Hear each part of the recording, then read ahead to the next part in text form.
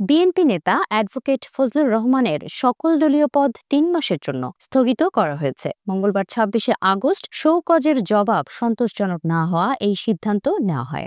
ফজলুর রহমানকে দেওয়া পদ স্থগিতের চিঠিতে বলা হয়, গত ২৪শে আগস্ট আপনার নামে কারণ দর্শানোর নোটিশ জারি করা হয়। আপনি নোটিশের লিখিত জবাব না দিয়ে সময় বর্ধিত করার আবেদন করেন। এর পরিপ্রেক্ষিতে গত সোমবার সময় আরও ২৪ ঘণ্টা বর্ধিত করা হয়।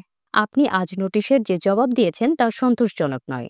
তথাপিও বীর মুক্তিযোদ্ধা হিসেবে মুক্তিযুদ্ধে আপনার অবদান বিবেচনা করে কঠোর সাংগঠনিক ব্যবস্থা না নিয়ে আপনার দলীয় প্রাথমিক সদস্য পদ সহ সব পর্যায়ের পদ ৩ মাসের জন্য নির্দেশক্রমে স্থগিত করা হলো।